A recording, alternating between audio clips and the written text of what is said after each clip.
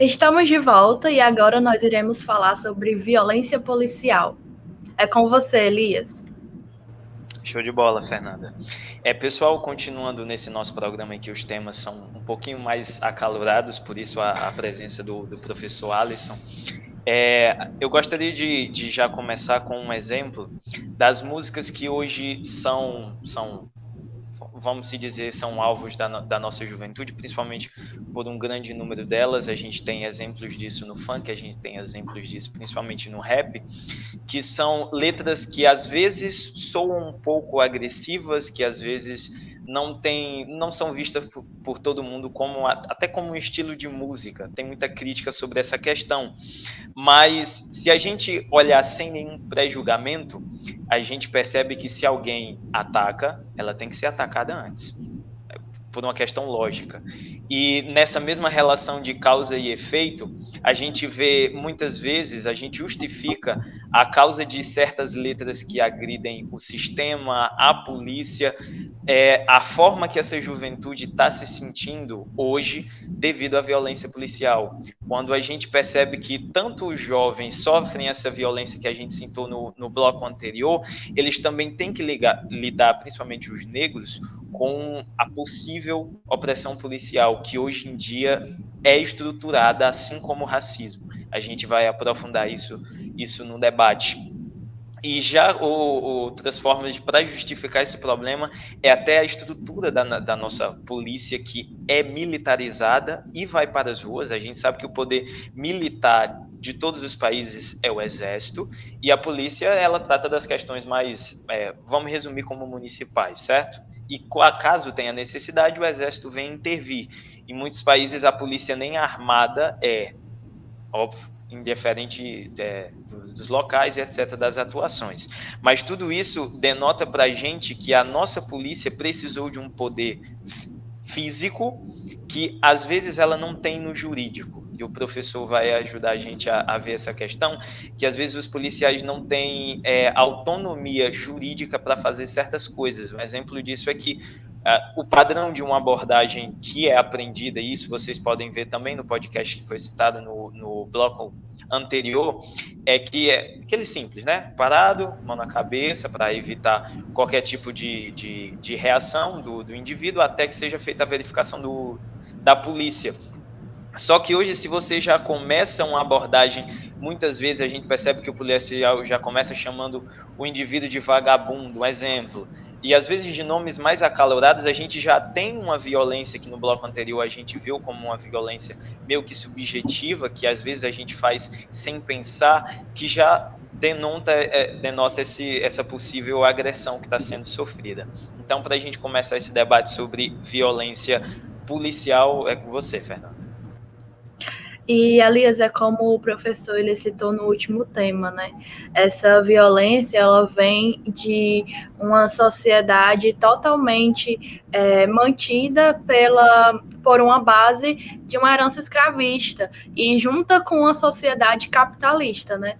Então, isso é algo que foi muito decisivo para o que nós temos hoje em dia, porque a população, principalmente negra, pobre e brasileira, é resultado de uma dialética histórica de opressor e oprimido.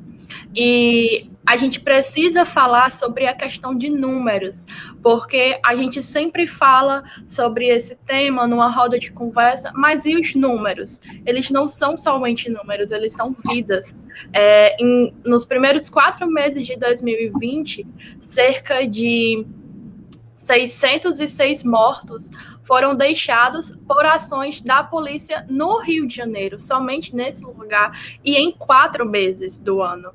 E para mostrar que esses números, eles não são apenas estatísticas, nós tivemos, na terça-feira, dia 8, a morte de uma design de interiores chamada de Kathleen, no meio de uma ação policial na comunidade em que ela vivia. A jovem estava grávida, passando pela comunidade e foi atingida por uma bala perdida.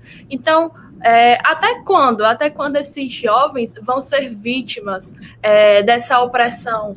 Vão ser vítimas desses opressores? Pessoal, eu queria contribuir na fala de vocês dois, trazendo um sociólogo alemão chamado Max Weber, né? Não sei se vocês já ouviram falar, mas ele vai dar o conceito de Estado, né?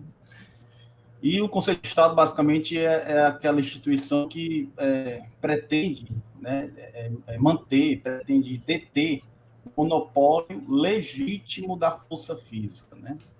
Pretende deter o monopólio legítimo da força física, certo? A palavra que eu acho mais importante dessa definição dele é a questão do legítimo, né? A gente não pode deixar de fazer uma reflexão em cima dessa palavra, certo? Ela é fundamental para entender o conceito como um todo, né? Ou seja, a violência física, a força física praticada pelo Estado, ela precisa ser legítima, ou seja, a partir de um viés, né, legal, né? A partir de uma razoabilidade, portanto, a partir de uma proporcionalidade, portanto, né? E suas ações elas devem ser avaliadas, né?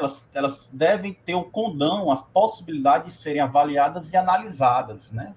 É diferente, por exemplo, de uma pessoa que comete um crime, né? De uma pessoa, de um cidadão que faz que a gente chama de autotutela, né? Que faz justiça com as próprias mãos. Isso aí é um ato criminoso de um indivíduo, né?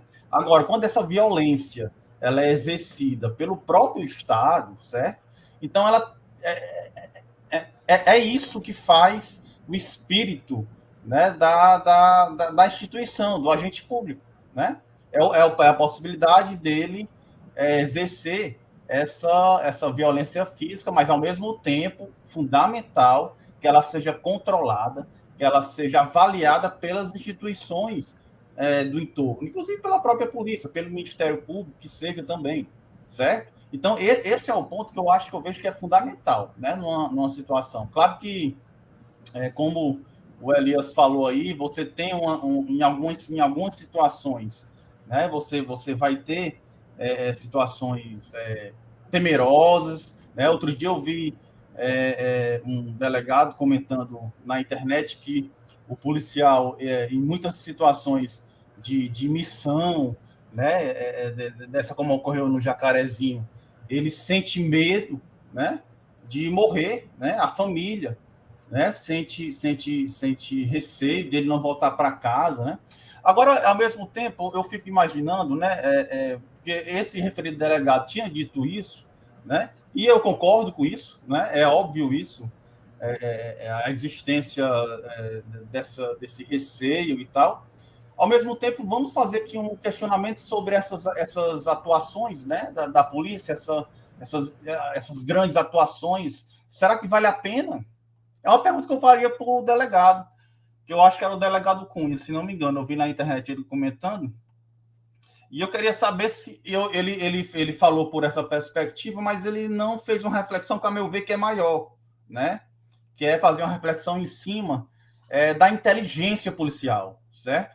É você questionar se aquele tipo de missão ela é de fato eficaz ou não, se ela vai gerar mais prejuízo social ou não, certo? Porque ok, você estando lá numa situação dessa, você vai ter todo aquele receio, né? E aquele medo, inclusive, de perder a vida.